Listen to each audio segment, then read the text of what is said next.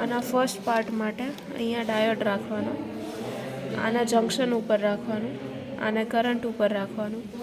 આ કરંટ અને temperature minimum, આમાં ટેમ્પરેચરનો યુઝ જ નહીં આવે. પછી આ નોબથી કરંટ ઇન્ક્રીઝ કરવાનો. આ 0.5 પહેલાં અહીંયા 0.5 આપવાનું.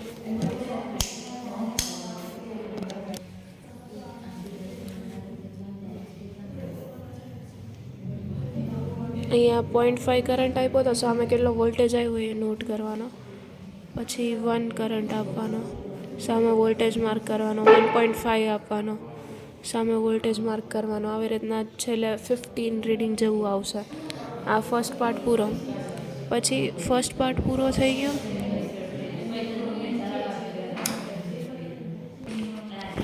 હવે સેકન્ડ પાર્ટ માટે આને ઓન કરવાનું. પછી આ ઓવનનું છે, હા, ડાયોડ કાઢી નાખવાનો. પછી આ આવી રીતના ભરાઈ દેવાનું. આ ઓવનનું પ્લગ છે એ અહીંયા ભરાઈ દેવાનું. પછી શું કરવાનું, આ નોબથી પહેલાં આને કરંટ ઉપર રાખવાનું અને આ નોબથી કરંટ સેટ કરવાનો. 2 મિલી એમ્પિયર કરંટ સેટ કરવાનો. પછી આને આમ ટેમ્પરેચરમાં જવા દેવાનું અને આને ઓવનનો ઓન કરી દેવાનું. પછી રીડિંગ્સ લેવાના. અહીંયાથી ટેમ્પરેચર વેરી કરવાનું અને સામે જે વોલ્ટેજ આવે એ માર્ક કરવાનું. આવું સેકન્ડ પાર્ટમાં કરવાનું. પછી થર્ડ પાર્ટ માટે આ બધું કાઢી નાખવાનું, ઓવનના આ બધું. ખાલી અહીંયા સીઆરઓ કનેક્ટ કરી દેવાનું. આ પિનને સીઆરઓ સાથે કનેક્ટ કરી દેવાનું. આને ડાયોડ અહીંયા રાખવાનો. પછી આને બાયસમાં કરી નાખવાનું.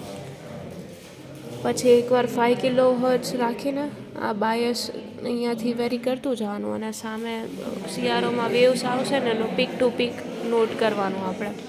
પછી એકવાર 5 કિલો હર્ટ્ઝ માટે લેવાઈ જાય પછી 20 કિલો હર્ટ્ઝમાં જવા દેવાનું અને પછી બાયસ પાછું વેરી કરતું જવાનું અને ઓમાં પાછું પીક ટુ પીક મેઝર કરી લેવાનું. ટાઈમ બેઝ ફિક્સ નહીં, આપને વેવ્સ મળે ને એટલું જ. એની રીડિંગ્સ ના, અહીંયા 5 કિલો હર્ટ્ઝ ને 20 કિલો હર્ટ્ઝ માટે લેવાની.